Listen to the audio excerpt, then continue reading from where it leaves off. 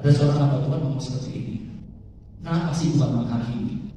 Tuhan menghakimi itu karena Dia adil. Karena Dia adil, Dia itu sempurna. Karena Dia sempurna, Dia itu Allah. Tapi kalau Dia tidak menghakimi, Dia tidak adil. Kalau Dia tidak adil, Dia tidak sempurna. Kalau Dia tidak sempurna, Dia bukan Allah. Jadi ini adalah satu sisi mata uang daripada Tuhan. Dia adil, Dia kudus. Nah, tapi ini yang menarik di ayat selanjutnya. Kejadian 6:8. Tetapi Nuh mendapatkan kasih karunia di mata Tuhan. Menariknya seperti Bapak Ibu Saudara kasih. Tuhan kan marah karena manusia itu jahat. Hatinya semata-mata membuat kejahatan. Tuhan bilang, aku akan menghukum manusia. Belum lagi yang menghukum apa terjadi, Dia mencurahkan anugerahnya dulu. Seharusnya kalau menghukum, hukum aja. Kalau Tuhan marah, habiskan aja, hukum aja. Tapi Tuhan itu bukan cuma kudus, bukan cuma adil. Dia beranugerah. Dia berkasih karunia. Apa yang terjadi? Sebelum Dia menjatuhkan hukuman kepada manusia, Dia memberikan Nuh kasih karunia. Jadi Nuh hidup waktu di umurnya yang ke-500 tahun, tiba-tiba kasih karunia itu turun dalam kehidupannya. Dan dia mulai membangun Batra selama 100 tahun. Dan setelah Batra itu selesai dalam 100 tahun, air bah baru datang. Jadi dari sini kita bisa melihat ya Bapak Ibu Saudara kasih, Tuhan kita punya dua sisi, keadilan dan kekudusannya, dan satu sisi Dia beranugerah.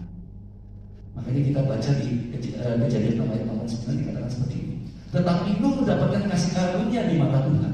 Inilah riwayat Nuh. Nuh adalah seorang yang benar dan tidak bercela di antara orang-orang sejamannya. Dan Nuh itu hidup bergaul dengan Allah. Nah, saya berhenti dulu di sini Bapak Ibu, karena ada satu kebenaran yang penting pada. Di situ dikatakan seperti ini. Tetapi Nuh mendapatkan kasih karunia di mata Tuhan. Inilah riwayat Nuh. Nuh adalah seorang yang benar dan tidak bercela di antara orang sejamannya.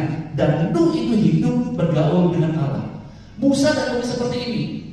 Nuh adalah seorang yang benar, yang tidak bercela di antara orang-orang sejamannya. Nuh itu hidup bergaul dengan Allah. Nuh mendapatkan kasih karunia. Tidak. Musa ngomong kasih karunia itu turun dulu, baru Nuh jadi orang benar. Jadi bayangkan Bapak Ibu, perjalanannya dari 0 sampai 500 tahun, tiba-tiba di umurnya 500 kasih karunia itu turun dalam kehidupannya, dia jadi orang benar. Jadi ternyata Bapak Ibu, waktu kasih karunia Tuhan itu turun dalam kehidupan kita, hal yang pertama muncul, buah yang pertama muncul adalah kebenaran. Makanya kenapa kita bisa jadi orang benar? Makanya kenapa kita bisa melakukan kebenaran? Jadi kalau ada orang ngomong seperti ini, kalau orang dapat kasih karunia, berarti orang bisa melakukan apa aja semaunya, berdosa itu tidak apa-apa. Ini tidak masuk dengan teologi yang kita pelajari di sini. Kenapa? Karena waktu kita dapat kasih karunia, hal pertama yang muncul, buah pertama yang muncul adalah kebenaran. Jadi waktu kita dapat kasih karunia Allah, kita bisa jadi orang yang melakukan kebenaran. Coba kita lihat Titus 2 ayat 11 dan 12. Titus 2 ayat 11 dan 12. Karena kasih karunia Allah yang menyelamatkan manusia sudah nyata, Ia mendidik kita supaya kita meninggalkan kefasikan dan keinginan-keinginan duniawi, supaya kita hidup bijaksana, adil dan beribadah di dalam dunia sekarang ini. Nah, perhatikan baik-baik. Ayat 11 dikatakan seperti ini. Kasih karunia Allah menyelamatkan. Tapi tidak stop di situ. Ayat 12, Ia mendidik. Ia ini siapa maksud Ia ini Bapak Ibu Saudara kasih? Yang dimaksud kasih karunia Ia ini apa? Kasih karunia.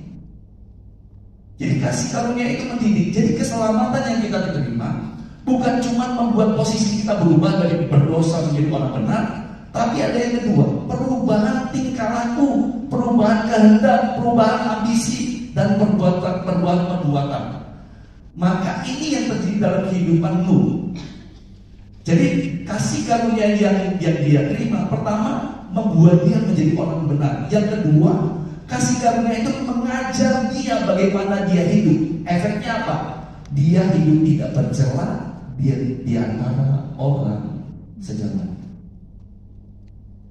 Amin Bapak Ibu Saudara kasih. Kasih karunia bukan cuma menyelamatkan, tapi Tapi kasih karunia itu memampukan